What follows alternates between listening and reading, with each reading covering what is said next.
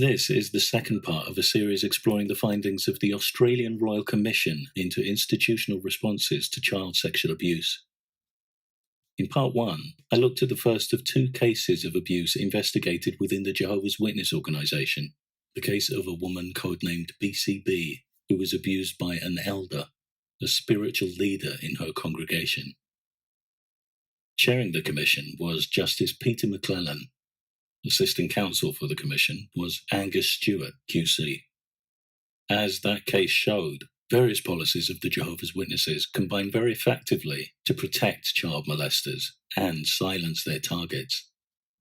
The organisation demands that there are 2 or more witnesses to the molestation, or that the molester confesses, both of which are highly unlikely. Those who are found guilty can be disfellowshipped, a form of excommunication in which individuals are shunned by the entire organisation.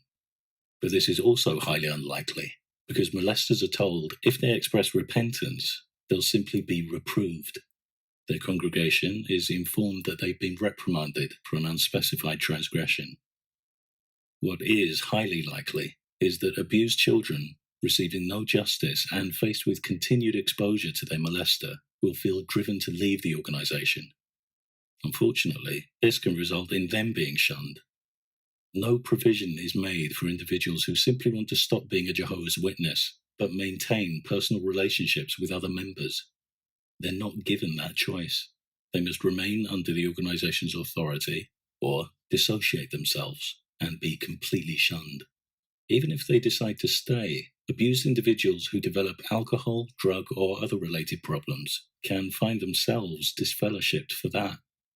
The cards are stacked overwhelmingly against abused children, but the Commission's second investigation into the organisation, the case of BCG, would uncover evidence of unsuspected new depths of corruption.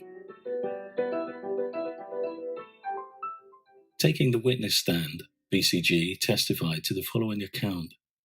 She was born in Brisbane in 1971, the second oldest of 7 children, with an older sister and 2 younger sisters. Her father joined the organisation when she was very young, followed by her mother, and became a ministerial servant, assisting the elders of the congregation. He exercised dictatorial control, forbidding his family from reading non-Jehovah's Witness literature or associating with non-members. BCG was baptised at 16. She was sure the congregation knew about her father's violent nature. He frequently beat her with a leather strap, and she'd sometimes attend meetings still bleeding. She had blurry feelings that he'd abused her sexually around age 5, and a clear recollection of inappropriate kissing and sexual compliments from him in her early teens. At 17, the abuse escalated when her mother and siblings were away for a fortnight in Brisbane. Left alone, she was repeatedly assaulted by her father, despite her father threatening to beat her and kick her out if she spoke to anyone without him being present. BCG eventually approached the wife of an elder called Kevin Bowditch, but was told he couldn't talk to her without her father present. Twice, she approached another elder, Dino Ally, a good friend of her father's. Despite her obvious distress, again, she was told her father had to be present. Eventually, BCG told the person who would become her future husband. He persuaded Ally to meet him and BCG. She said Ally seemed incensed at her and warned her she was making a very serious allegation. She said she knew that. A number of meetings were arranged between BCG, Ally, Bowditch, and another elder, Rhonda Roy. She wasn't told about their purpose. Again, she was met with anger and asked highly inappropriate questions, like, "Did you enjoy it?"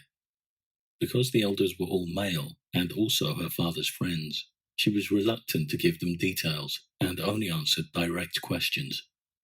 They instructed her to tell her mother about the abuse. When she did, her mother revealed that her father had abused her older sister. BCG asked how she could have left her alone with him. Her mother said she didn't think he'd do it again, because he was a Jehovah's Witness. BCG and her mother then spoke to the 2 youngest daughters, around ages 5 and 7. They both reported sexual assaults by their father. BCG and her mother told the elders, but Rhonda Roy told them, "We don't want to talk to your sisters because they're too young to know what they're talking about." The elders said BCG had to put her allegations to her father. Terrified, she went ahead for the sake of her younger sisters. In the meeting, her father threatened to flog her, hit her, and kill her. The elders only intervened when he got up and moved towards her. Eventually, he was disfellowshipped, but DeRoy told her it wasn't for abusing her, but for some other misconduct. When she asked why, he said they needed 2 or more witnesses. When she mentioned her sisters, he said it had to be the same event. Her father appealed his disfellowshipping, and BCG was called to appear before a judicial panel of 3 elders from other congregations. She had to recount her experiences all over again, but eventually her father confessed to stepping out of line. His appeal was rejected. Eventually, he moved away from the area. BCG said many congregation members accused her of lying. Although she was married later that year, she felt worthless and alone, and attempted suicide by overdose, an act for which she was later chastised by DeRoy because it was considered a serious transgression against Jehovah. A few years later, DeRoy informed her that her father was being reinstated because he was doing all the right things. When asked what these right things were, he said her father was attending meetings. She reminded him her father was attending meetings when he was abusing her and her sisters. BCG told DeRoy the congregation wasn't safe and she was going to take it to the police. In response, she said he quoted a Bible passage that forbids taking brothers to court, and he warned that she could be disfellowshipped for bringing reproach on Jehovah. She wrote to senior officials in the organization, but no action was taken. Instead, they sent a letter counseling her to preserve her tears in a skin bottle. This was a reference to Psalms 56 verse 8, which depicted the biblical God collecting tears in his skin bottle and recording them in a book. After her 3rd son was born, she separated from her husband and left the organization, disillusioned by its hypocrisy and doubting the claim that its senior members were divinely appointed. On leaving, she reported her abuse to the police. Unlike the Jehovah's Witness organization, the secular courts had rules protecting her from inappropriate questioning. Her father was convicted and given a 3-year sentence. Speaking about the police and the Royal Commission staff, she said she'd had more support, acknowledgement, and acceptance from complete strangers than she'd ever had from her congregation, and she hoped that the Jehovah's Witness organization would be made criminally and financially accountable for its failure to protect children.